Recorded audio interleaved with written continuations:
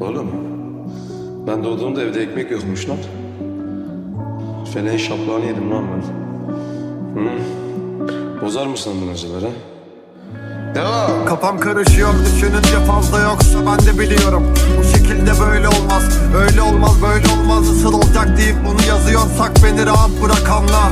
Biz bu zamanları boşa harcadık ve hatta öndeki bir 10 seneye de kalsit çattık kesin. Neyse zaten böyle dinliyorlar onlar, şarkıları bölmüyorlar. Yalan, kimya, fizik. Kafam karışıyor düşününce sorma bir şey onlar için. Fazla cazipken karanlık, ben aydınlık aradım. Belalıydı yalnızlık, el altından albüm satıp en azından yaşadık.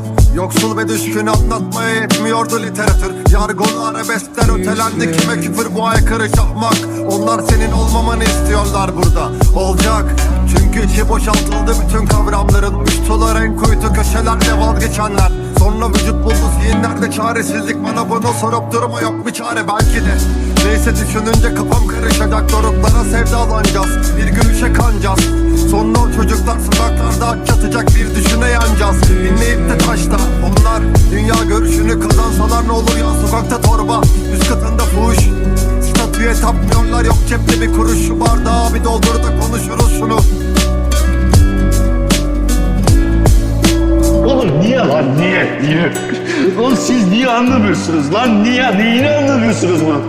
Ben hayatımdaki en sevdiğim insanı kaybettim. Bunun nesi var lan? Nasıl unutulacak bunlar, bu insanlar izdamdan kopartırken ekmeğini. Lekeledi gururunu, üzdü bizi. O gün bugün küskün kime nafilli hayatlara. Ben de sustum, ürkütmedim. Fazla düşününce kafam karışacak. Şimdi alacaklar yanımızdan en sevilen kardeşleri. Bir şafak vaktinde silahları ateşlenir. Üstümüze yağmur yağar, güzel günler düşlenir. Sonra filizlenir ihanet yanı başımızda. Bir bakmışız biz de su dökmüşüz yıllarca.